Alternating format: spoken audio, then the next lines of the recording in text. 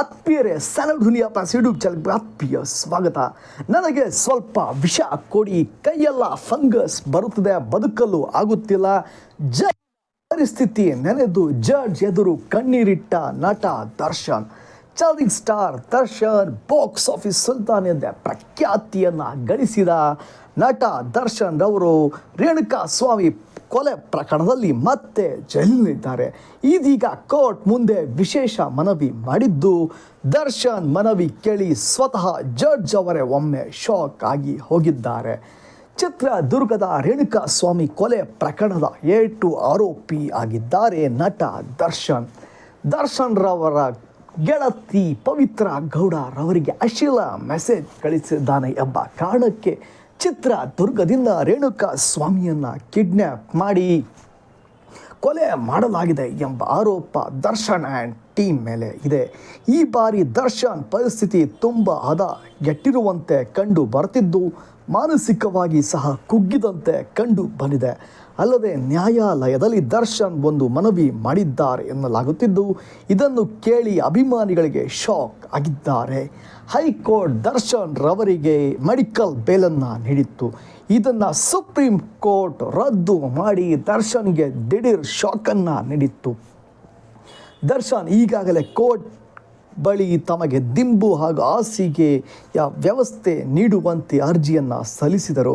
ಇದರ ವಿಚಾರಣೆ ವೇಳೆ ಜಡ್ಜ್ ಬಳಿ ದರ್ಶನ್ ತಮಗೆ ಜೈಲಿನಲ್ಲಿರುವ ಕಷ್ಟವಾಗುತ್ತದೆ, ಬಿಸಿಲು ಕಾಣದೆ ತಿಂಗಳುಗಳು ಕಳೆದಿವೆ, ಕೈಯೆಲ್ಲ ಫಂಗಸ್ ಬಂದಿದೆ, ಬಟ್ಟೆಯೆಲ್ಲ ಫಂಗಸ್ ಬರುತ್ತಿದೆ, ದಯವಿಟ್ಟು ವಿಷ ಕೊಟ್ಟು ಬಿಡಿ ಎಂದು ದರ್ಶನ್ ಕೇಳಿದ್ದಾರೆ ಎನ್ನಲಾಗಿದೆ.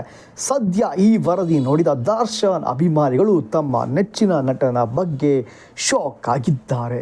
ಹೌದು, ರೇಣುಕಾ ಸ್ವಾಮಿ ಕೊಲೆ ಆರೋಪಿಗಳನ್ನು ಕೋರ್ಟ್ ಮುಂದೆ ವಿಡಿಯೋ ಕಾನ್ಫರೆನ್ಸ್ ಮೂಲಕ ಹಾಜರುಪಡಿಸಲಾಗಿತ್ತು.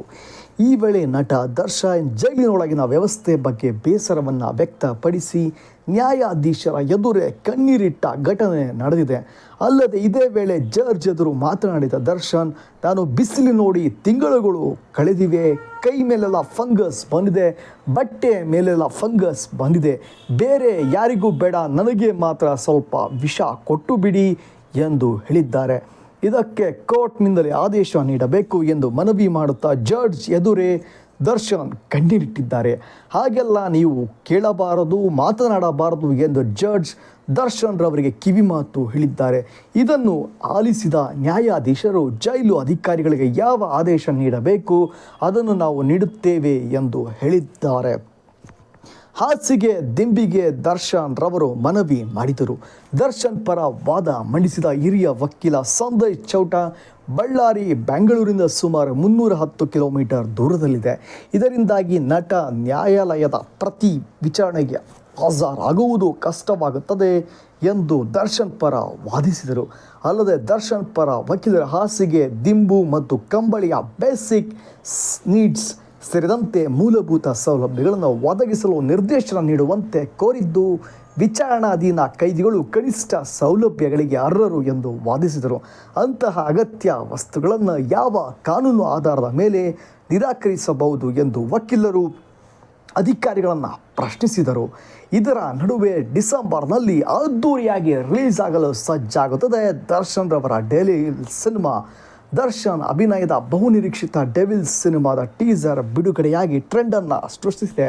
ಈಗಾಗಲೇ ಡೆವಿಲ್ ಸಿನಿಮಾದ ಇದ್ರೆ ನೆಮ್ಮದಿಯಾಗಿರಬೇಕು ಸಾಂಗ್ ಸೋಷಿಯಲ್ ಮೀಡಿಯಾದಲ್ಲಿ ಟ್ರೆಂಡನ್ನು ಸೃಷ್ಟಿಸುತ್ತದೆ.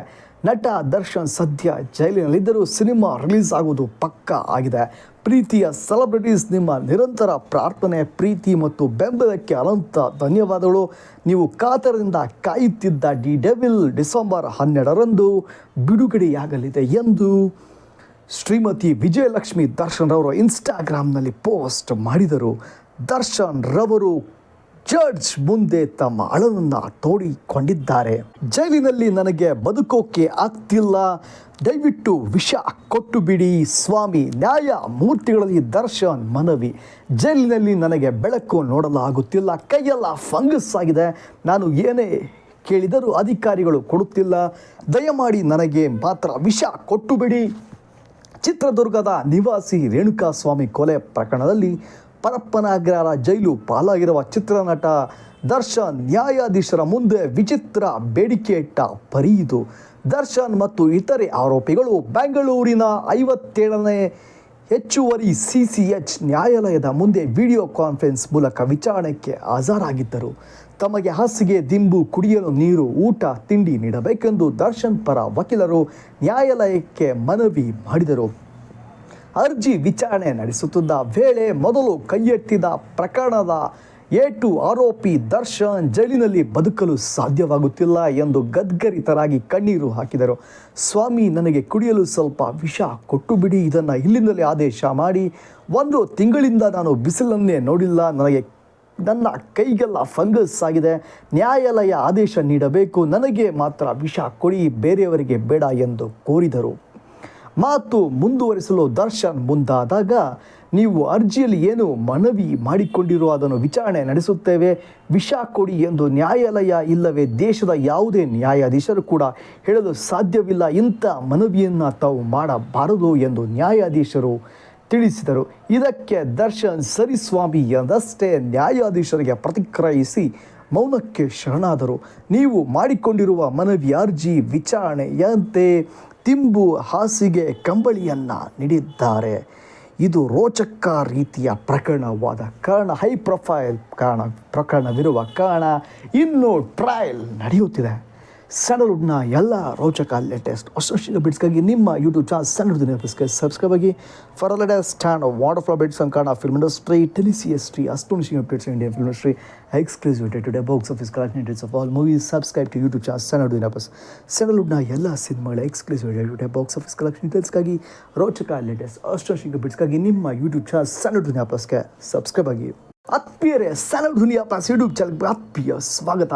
ನನಗೆ ಸ್ವಲ್ಪ ವಿಷ ಕೊಡಿ, ಕೈಯೆಲ್ಲ ಫಂಗಸ್ ಬರುತ್ತದೆ, ಬದುಕಲು ಆಗುತ್ತಿಲ್ಲ. ಪರಿಸ್ಥಿತಿ ನೆನೆದು ಜಡ್ಜ್ ಎದುರು ಕಣ್ಣೀರಿಟ್ಟ ನಟ Darshan. Challenging star Darshan box office ಸುಲ್ತಾನ್ ಎಂದೇ ಪ್ರಖ್ಯಾತಿಯನ್ನು ಗಳಿಸಿದ ನಟ ದರ್ಶನ್ ರವರು ರೇಣುಕಾ ಸ್ವಾಮಿ ಕೊಲೆ ಪ್ರಕರಣದಲ್ಲಿ ಮತ್ತೆ ಜೈಲಿನಲ್ಲಿದ್ದಾರೆ. ಇದೀಗ ಕೋರ್ಟ್ ಮುಂದೆ ವಿಶೇಷ ಮನವಿ ಮಾಡಿದ್ದು, ದರ್ಶನ್ ಮನವಿ ಕೇಳಿ ಸ್ವತಃ ಜಡ್ಜ್ ಅವರೇ ಒಮ್ಮೆ ಶಾಕ್ ಆಗಿ ಹೋಗಿದ್ದಾರೆ. ಚಿತ್ರದುರ್ಗದ ರೇಣುಕಾ ಸ್ವಾಮಿ ಕೊಲೆ ಪ್ರಕರಣದ 8 ಆರೋಪಿ ಆಗಿದ್ದಾರೆ ನಟ ದರ್ಶನ್.